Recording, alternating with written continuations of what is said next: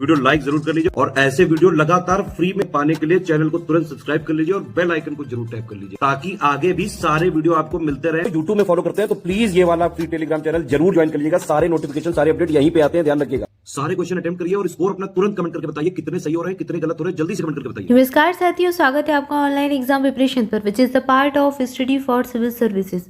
दोस्तों, यहाँ पर सामान्य अध्ययन विषय के अंतर्गत इतिहास के टॉप 100 क्वेश्चंस देख रहे थे और ये इसका सेट नंबर 4 है। इसके पहले 3 सेट आ चुके हैं, अगर आपने नहीं देखे हैं तो आप चैनल पर जाकर देख सकते हैं। ये Allahabad high court group C group D के एग्जाम के लिए मोस्ट इंपॉर्टेंट रहेगा। आपके एग्जाम स्टार्ट होने वाले हैं। इसके अलावा UP SSC junior assistant BDO BEO सारे एग्जाम के लिए इंपॉर्टेंट रहेंगे। मोस्ट इंपॉर्टेंट क्वेश्चंस का इसमें जो है संग्रह रहेगा, तो पूरा वीडियो ध्यान से देखें, वीडियो के अंत तक बने रहें।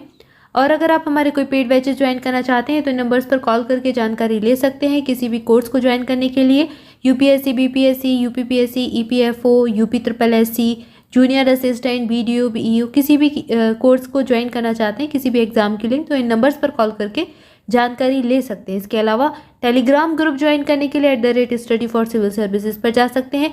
ऑनलाइन एग्जाम प्रिपरेशन के टेलीग्राम ग्रुप को ज्वाइन करने के लिए आप डिस्क्रिप्शन में दी गई लिंक को फॉलो कर सकते हैं, वहाँ से आप ऑफिशियल चैनल तक पहुँच जाएंगे। तो यहाँ पर हमने ये डिटेल देखी। अब पहला प्रश्न देखेंगे। आइए चलिए स्टार्ट करते हैं। पहला प्रश्न है बौद्ध धर्म के जो महायान और हीनयान संप्रदाय हैं उनमें सर्वाधिक मौलिक अंतर निम्नलिखित में से कौन सा था।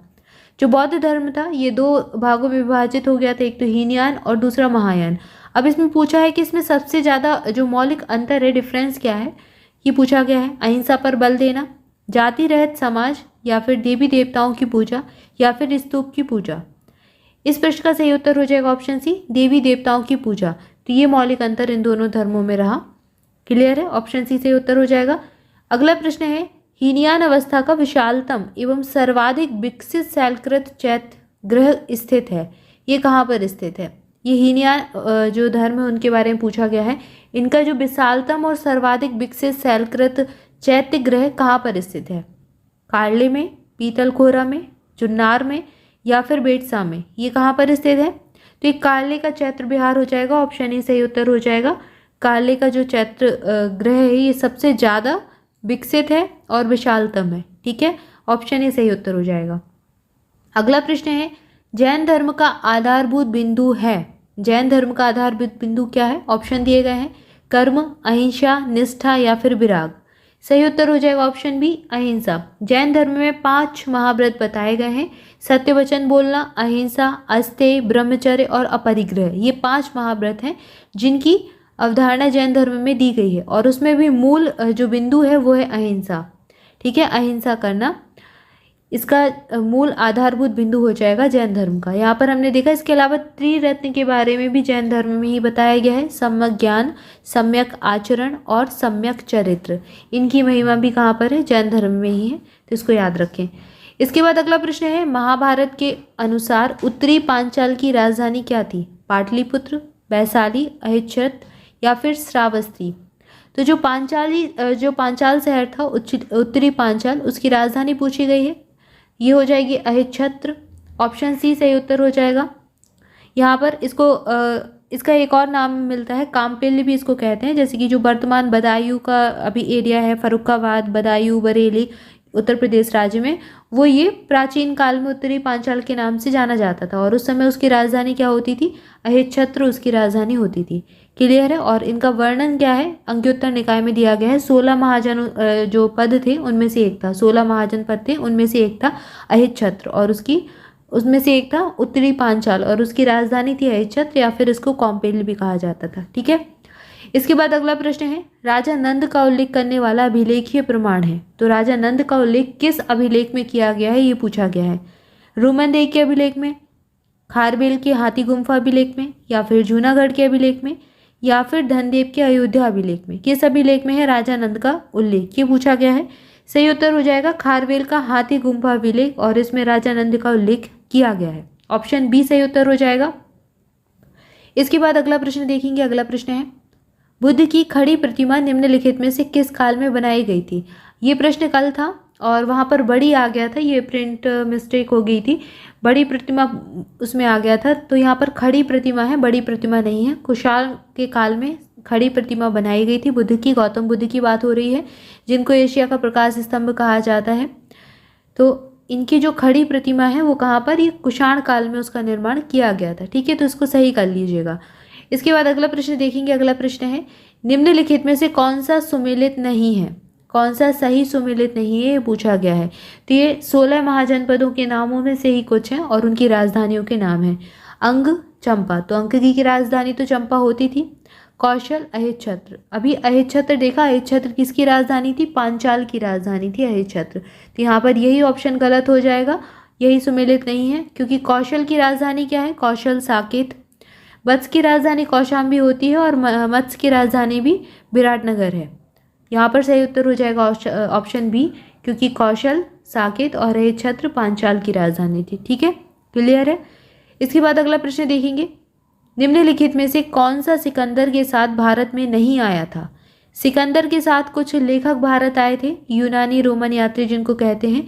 अब इसमें से बताना है कि उनमें से कौन सा नहीं था जो उनके साथ भारत नहीं आया था।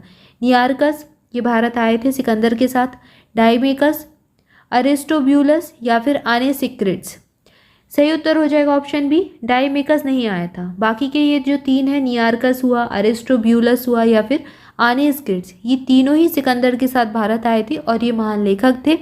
और इनके जो वर्णन है, ऐसा कहा जाता है, काफ़ी प्रमाणिक है। इनके जो इन्होंने जो लिखा है, विवरण दिया है, वो काफ़ी प्रमाणिक और विश्वसनीय माने जाते हैं। मौर्य काल से संबंधित कुछ चीज़ें इन्होंने लिखी हैं। इसके अलावा डाइमेकस की बात करें तो ये बिंदुसार के काल में आया था भारत। बिंदुसार उस समय राजा थे और उनके समय में डाइमेकस भारत आया था। ये भी एक यूनानी रोमन यात्री ही था। और इसके अलावा ये सीरियस जो नरेश थे, आंतियोकस, उनका राजदूत था डाइमेकस। ठीक है, और इन्होंने भी मौर्य काल के संबंध में कुछ लिखा है, वर्णन लिखे हैं, मौर्य काल से संबंधित जानकारी दी है और वो भी काफ़ी प्रमाणिक मानी जाती है। क्लियर है। इस प्रश्न का सही उत्तर ऑप्शन बी हो जाएगा, डाइमेकस।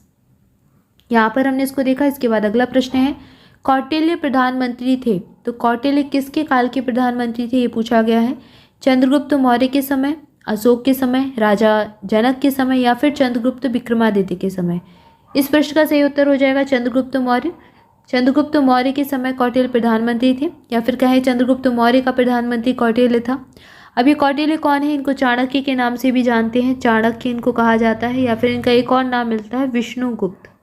विष्णुगुप्त नाम भी इन्हीं का है, चाणक्य, विष्णुगुप्त या फिर कौटिल्य। और इनकी एक प्रसिद्ध पुस्तक है अर्थशास्त्र। अर्थशास्त्र ये कई बार एग्जाम में पूछी गई है और ये राजनीति से संबंधित है, राजनीति से संबंधित इसमें तथ्य लिखे हैं और ये मौर्य काल से संबंधित जानकारी भी देती है। और ये चाणक्य के द्वारा लिखी गई है, जिनका नाम कौटिल्य भी है और विष्णुगुप्त भी है।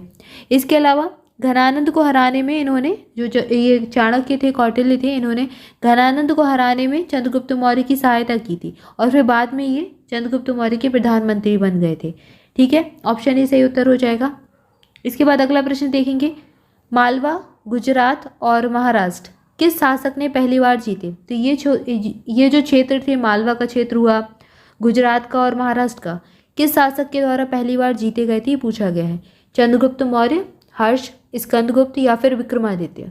सही उत्तर हो जाएगा ऑप्शन ए, चंद्रगुप्त मौर्य ने ये जो है पहली बार जीते थे, इन सारे क्षेत्रों को पहली बार विजय किया था। ऑप्शन ए सही उत्तर हो जाएगा। अगला प्रश्न है, बुलंदी बाग प्राचीन स्थान था, कहाँ का ये प्राचीन स्थान है, किस स्थान पर पड़ता है, कपिलवस्तु में, पाटलिपुत्र में, श्रावस्ती में या फिर वाराणसी में। इस प्रश्न का सही उत्तर हो जाएगा पाटलिपुत्र। बुलंदी बाग जो है ये पाटलिपुत्र का प्राचीन स्थान था। ऑप्शन बी सही उत्तर हो जाएगा। अगला प्रश्न है, भारत का प्रथम अस्पताल और औषधि बाग, इसका निर्माण किसने करवाया था। भारत के पहले अस्पताल की बात हो रही है और औषधि बाग की बात हो रही है, इसका निर्माण सबसे पहले किसने करवाया था, ये पूछा गया है। ऑप्शंस देख लेते हैं, अशोक ने, चंद्रगुप्त मौर्य ने या फिर गौतम बुद्ध ने या फिर भगवान महावीर ने। सही उत्तर हो जाएगा ऑप्शन ए, अशोक के द्वारा भारत के पहले अस्पताल और औषधि बाग का निर्माण करवाया गया था। यहाँ पर सही उत्तर हो जाएगा अशोक। ठीक है, और ये मौर्य काल से संबंधित थे। इसके अलावा मौर्य काल से एक और प्रश्न कई बार पूछा गया है, मौर्य काल का संस्थापक कौन था, तो वो चंद्रगुप्त मौर्य हो जाएंगे। चंद्रगुप्त मौर्य ने मौर्य काल की स्थापना की थी, मौर्य काल के संस्थापक माने जाते हैं और इनका जन्म 345 ईसा पूर्व में हुआ था। ठीक है, तो यहाँ पर हमने कुछ महत्वपूर्ण प्रश्नों को देखा इतिहास विषय के अंतर्गत। ये सेट 3 था, सेट नंबर 4 था। इसके पहले 3 सेट आ चुके हैं, अगर आपने नहीं देखे हैं तो आप चैनल पर देख सकते हैं। और चैनल को सब्सक्राइब जरूर कर लें, वीडियो को लाइक जरूर कर दें, कमेंट करके जरूर बताएं वीडियो कैसा लगा। इसके अलावा बेल आइकन जरूर प्रेस कर दें ताकि ऐसे इंपॉर्टेंट वीडियो आप तक पहुंचते रहे। Thank you for watching this video. मिलेंगे नेक्स्ट वीडियो में। Thank you so much.